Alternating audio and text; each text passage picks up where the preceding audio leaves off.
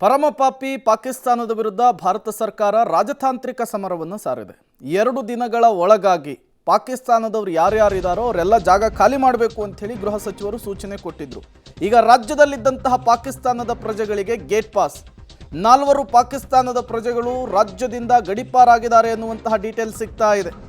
ಅಲ್ಪಾವಧಿಯ ವೀಸಾವನ್ನು ಪಡೆದು ಭಾರತಕ್ಕೆ ಬಂದಂತಹ 4ರನ್ನ ವಾಪಸ್ ಪಾಕಿಸ್ತಾನಕ್ಕೆ ಕಳುಹಿಸಲಾಗಿದೆ.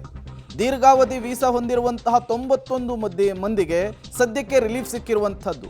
ಮುಖ್ಯವಾಗಿ ಭಟ್ಕಳ, ಕಾರವಾರ, ಬೆಂಗಳೂರು, ಕಲಬುರಗಿ, ಈ ಮಂಗಳೂರು, ಮೈಸೂರು ಸೇರಿದಂತೆ ನಾನಾ ಕಡೆ ಪಾಕ್ ಪ್ರಜೆಗಳು ನೆಲೆಸಿದ್ದಾರೆ ಎನ್ನುವಂತಹ ವಿಚಾರ ಗೊತ್ತಾಗ್ತಾ ಇದೆ. ಸದ್ಯ ಯಾರು ಅಲ್ಪಾವಧಿ ವೀಸಾವನ್ನು ಹೊಂದಿದ್ರೋ ಅವರನ್ನು ಮಾತ್ರ ಗಡಿಪಾರು ಮಾಡುವಂತಹ ಕೆಲಸವನ್ನು ಮಾಡಲಾಗಿದೆ.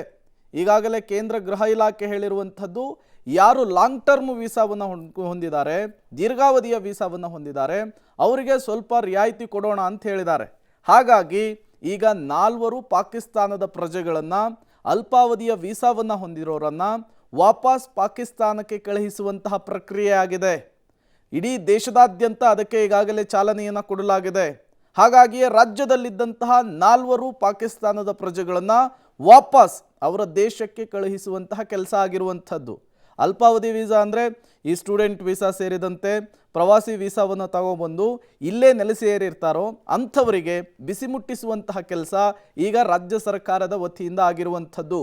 ಕೇಂದ್ರದಿಂದ ಬಂದಿರುವಂತಹ ಇನ್ಸ್ಟ್ರಕ್ಷನನ್ನು ಈಗ ರಾಜ್ಯ ಪಾಲಿಸಿರೋದು ಕೂಡ ಗೊತ್ತಾಗ್ತಾ ಇದೆ. ಜೊತೆಗೆ ದೀರ್ಘಾವಧಿಯ ವೀಸಾವನ್ನು ಯಾರ್ಯಾರು ಹೊಂದಿದಾರೋ ಅವರನ್ನೂ ಕೂಡ ಗಡಿಪಾರು ಮಾಡಬೇಕು. ಪಾಕಿಸ್ತಾನ ಜೊತೆಗೆ ನಮಗೆ ಯಾವುದೇ ರೀತಿಯ ನಂಟು ಸಂಬಂಧ ಬೇಡವೇ ಬೇಡ ಅನ್ನುವಂತಹ ಕೂಗು ಕೂಡ ಜಾಸ್ತಿ ಆಗ್ತಾ ಇದೆ.